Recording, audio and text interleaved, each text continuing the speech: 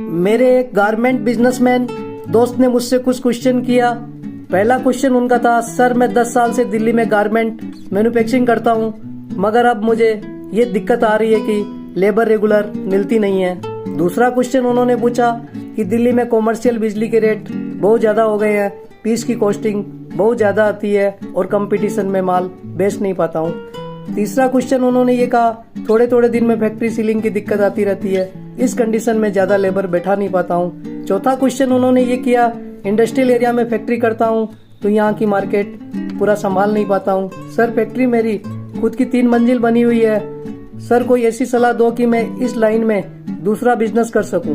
मैंने उनसे कहा कि सर ये समस्या आपके अकेले की नहीं है, बहुत व्यापारियों की है, मगर व्यापारी कुछ नया करने से डरते हैं, इसलिए कर नहीं पाते हैं। मैंने उनसे पूछा कि आप कितनी पूंजी लगा सकते हो।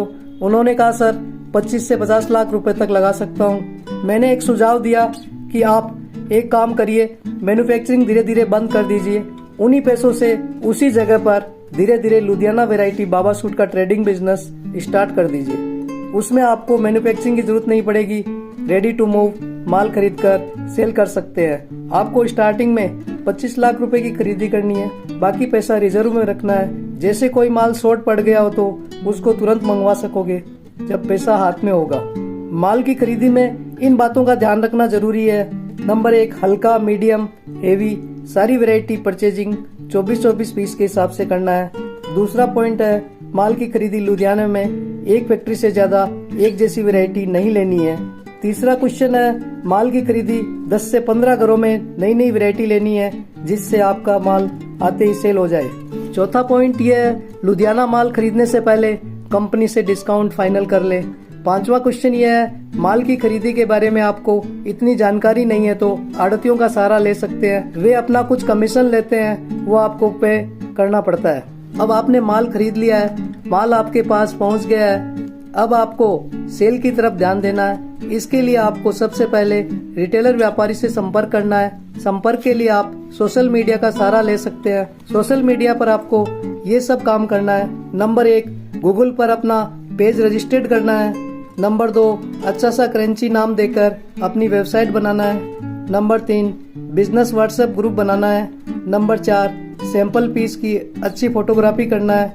नंबर 5, डिस्क्रिप्शन में आप design number, size, rate, barcode आदि डाल सकते हैं, जिससे कस्टमर को बार बार आपको फोन नहीं करना पड़ेगा। नंबर 6, आपको जिस अकाउंट में पेमेंट मंगाना है उसका QR कोड जरूर डालें। नंबर 7, फीडबैक का ऑप्शन जरूर रखें। नंबर 8, इन सब काम के साथ आप ऑफलाइन मार्केटिंग कर सकते हैं, एजेंट हायर कर सकते हैं, रिटेलर व्यापारी ज्यादा से ज्यादा जोड़ना है। नंबर 9, अपनी शॉप का प्रमोशन के लिए यूट्यूब पर वीडियो जरूर शेयर करें।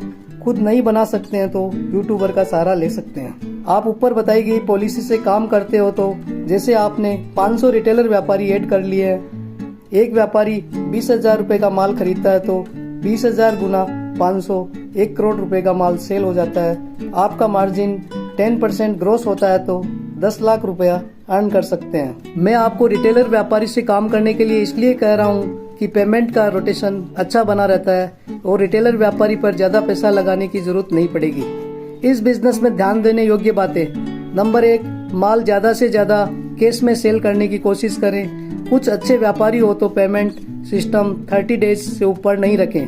नंबर 2, पीछे आप लुधियाना व्यापारी से माल खरीद रहे हैं तो उनकी पेमेंट टाइम टू टाइम देते रहें, जिससे आपकी अच्छी गुडविल बनी रहेगी। नंबर 3, पेमेंट के पैसों को अपना पैसा नहीं समझना है, जितना जल्दी आगे पेमेंट करोगे उतना क्रेडिट माल मिलेगा। नंबर 4, माल की परचेजिंग स्मार्ट तरीके से करना है, कोई भी माल अनलिमिटेड नहीं उठाना है, कारण कि रेडीमेड फैशन का दौर है, डेट होते टाइम नहीं लगता है। नंबर 5, अपनी टर्म और कंडीशन पे खड़ा रहना है, जिससे व्यापार बहुत आगे जाएगा। आप ऊपर बताए गए टिप्स को जरूर फॉलो करें। कुछ बातें कड़वी है मगर अपनाओगे तो रेगुलर व्यापार चलता रहेगा। पूरा वीडियो देखने के लिए बहुत बहुत धन्यवाद। जो व्यापारी इन समस्या से जूझ रहे हैं उनको जरूर शेयर करें। चैनल लाइक, सब्सक्राइब और शेयर जरूर करें।